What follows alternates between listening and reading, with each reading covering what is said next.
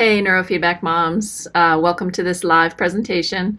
My name is Miriam Bellamy. I am the mom who started this group. I am a licensed marriage and family therapist, and I had such a significant experience with neurofeedback for myself and my family that I started this group, and I started whole family neurofeedback. So I always want to be able to add value to your lives. I think perhaps I feel it now more than normal with everything that we're going through. So today's video will be about just some thoughts I'm having. I'm working with lots of clients still, mostly online, but sort of what I'm seeing, and hopefully that'll be helpful for you.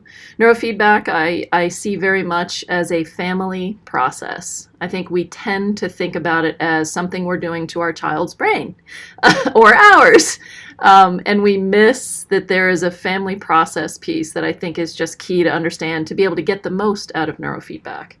And Lord, are we going through a family process now? I don't know about you, but I sure am. So,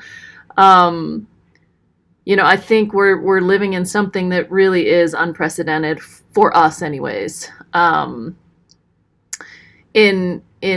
all my sort of internet searching and as I process everything or try to process everything that's been happening, I learned about the 1918 flu epidemic. I don't know if some of you have come across this, but there was a flu epidemic. There were 3 waves of it, lasted a year and a half. I think that's part of why people are making predictions for a longer kind of thing, not just this couple of months here. But I realized in my family history searching that I had a great aunt who died at 4 years old in 1919, and I'm fairly certain she died of in that flu epidemic. And I think that continues to have impact in my family. So, it's just such a different time for us again. Teenagers stuck at home, everything in their physiology just wants to get in that car and go, and they can't. For those of you with small children who you were never interested in homeschooling, and here you are just in it. And balancing all that, balancing working from home with, if both of you work and you're both now working from home, how do you balance the childcare? So many uncertainties with what's happening economically, what's happening to you personally, financially. My husband told me this morning that almost 10 million people have applied for unemployment benefits. So yeah, this is new territory for us. I did a live a few weeks ago, and I called this a panic pandemic. And I really would still stick by that. I believe we have a real threat with the virus. But I think how we deal with it is going to be more impactful than anything else, than the virus itself. How we are dealing with being forced to be at home, how we are being forced to deal with our relationships in ways that we haven't been asked to, we haven't had to before. And so that's where I came up with this title of, the virus has gone global. But we don't have to, or we may not have to. We may have a choice in whether we go global. And what do I mean by that? I'm talking about the ways that we make, and many of my clients make, including myself a little bit, grand conclusions about self, about spouse, or about our kids. Our child's not doing their homework ahead of time, right? They're waiting until the last minute. And for us, that means this grand conclusion is they're not gonna do that when they're adults, or they're going to do that when they're adults, and they're gonna not do so well. Look at how they keep their room. They're gonna keep a messy house. Look at our spouses when they're too harsh with the children, or not paying attention, right? We can make grand conclusions about what kind of parent they are. We can do the same thing to ourselves, and think of ourselves as, just doing a terrible job and there's something wrong with self, with me. Another way that we go global is we diagnose, right? And that's unfortunately become a little too popular these days, where diagnosing one's spouse with Asperger's has become common, I'll say. If it's not Asperger's, I think narcissistic personality disorder was a big one. That one seems to be fading out. I can tell you that when the people that I've worked with who do these diagnoses, make these diagnoses of a spouse, it doesn't help. It does not change it. And actually, I think it makes it worse. So again, how we go global, we make grand conclusions, we diagnose, we go to always and never. I'm thinking about couples who are trying to balance childcare. So mom finally gets 30 minutes to herself.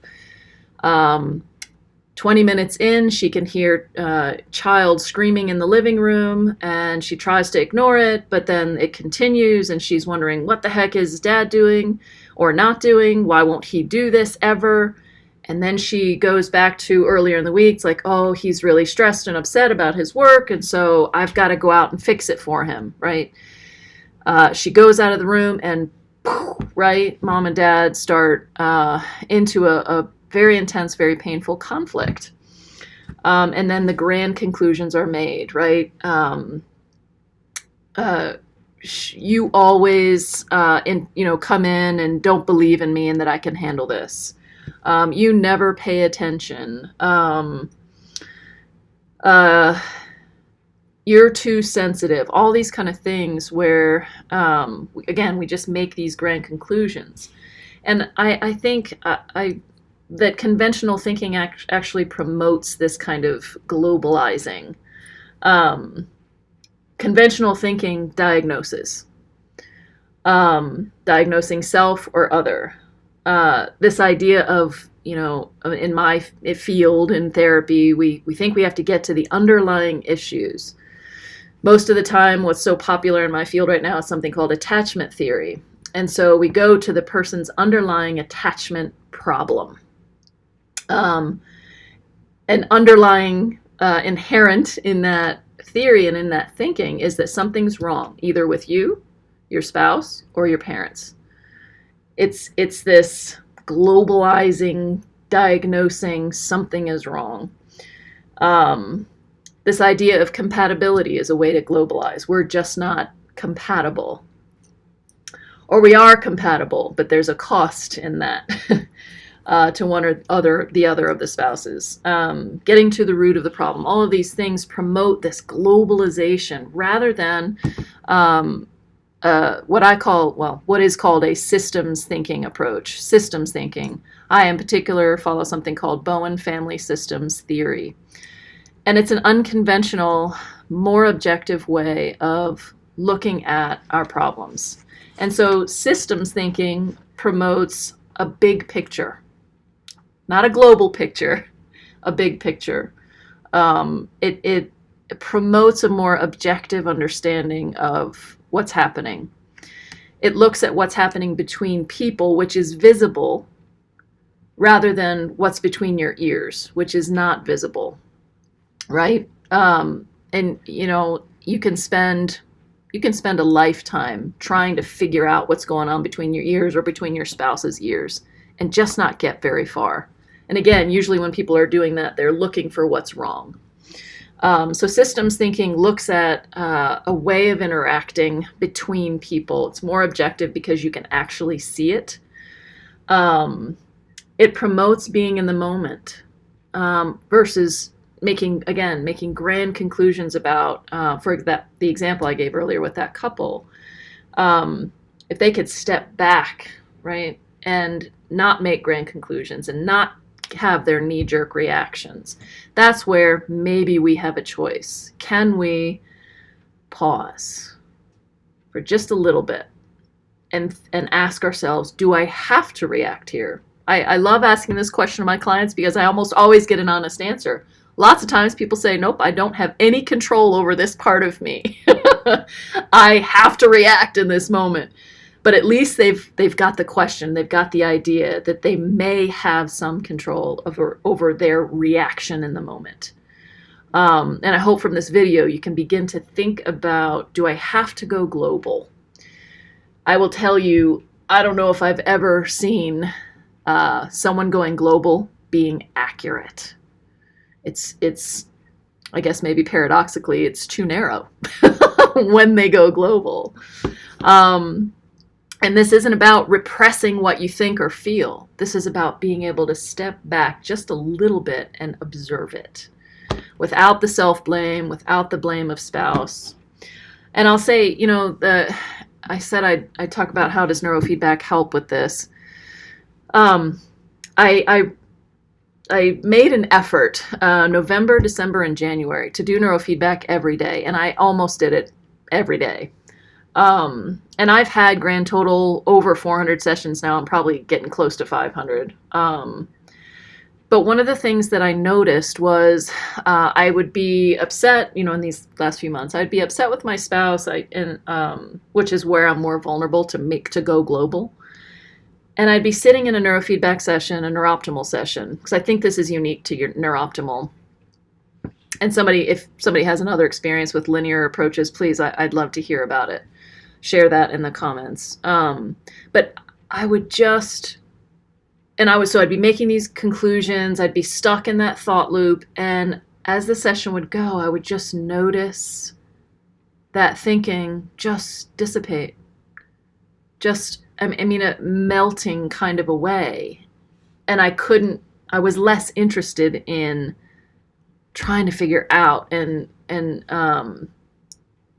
it just would melt away. But it's the best way I can think of describing it. Getting it to a more workable, open place where I could be more thoughtful, I could be more objective. I didn't have to find a bad guy. So that's one of the reasons I called the company Whole Family Neurofeedback, because the more you can do that in your marriage, the more of an impact that will have long term in your family and on your kiddos.